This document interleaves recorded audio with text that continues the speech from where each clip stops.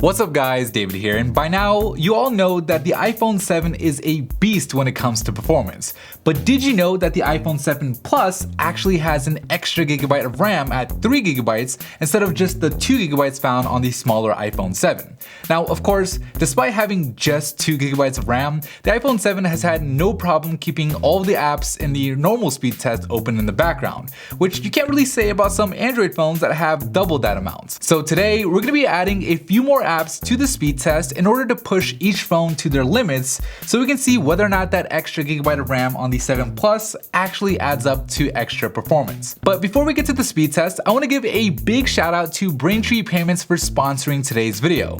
So developing your own mobile app can be complex, but integrating your own payment option no longer has to be. With Braintree, your business can accept nearly every type of payment from any device with just one integration. Everything from pesos to PayPal to Android Pay and whatever payment option comes next. Braintree's simple, flexible SDKs make your job and your payments easier. Learn more at braintreepayments.com/PhoneBuff. Alright, let's get to the speed test. So you know the drill, we'll kick things off by starting the stopwatches on each phone and then jump into the first row of system apps, where like you'd expect, the two phones perform just about the same as each moves on to the gaming row. Now because both phones have the same NVMe storage, the same A10 Fusion processor, and they're both running on the same exact software, I don't expect to see much of a difference here in the first lap. In fact, there are only two things that can possibly make a difference here in the speed test.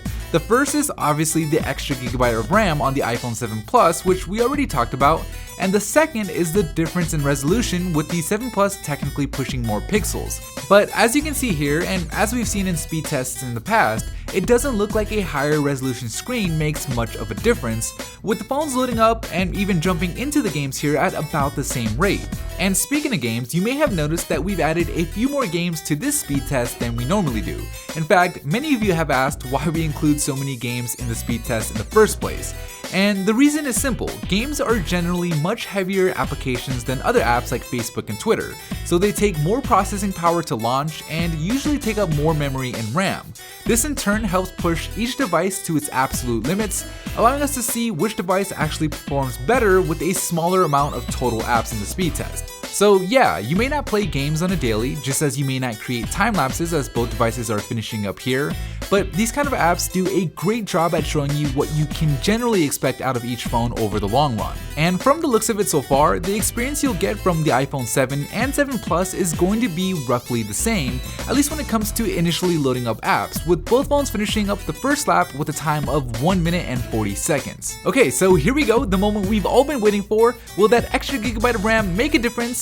And yes, the 2 gigs on the iPhone 7 has been maxed out, with it having to reload Asphalt 8 as it does Angry Birds, allowing the iPhone 7 Plus to finally pull ahead. So let's see how the iPhone 7 handles the other apps. And okay, it looks like it's keeping some of the other apps ready to go in the background, so that's good news for the iPhone 7, with the 7 Plus looking to have all the apps open in the background, finishing with a total time of 2 minutes and 13 seconds, with the iPhone 7 and its 2 gigabytes of RAM actually holding up pretty well, having all the other apps besides those first 2 games ready to go, finishing 10 seconds later with a time of 2 minutes and 23 seconds, making the winner and new PhoneBuff style speed test champ the iPhone 7 Plus.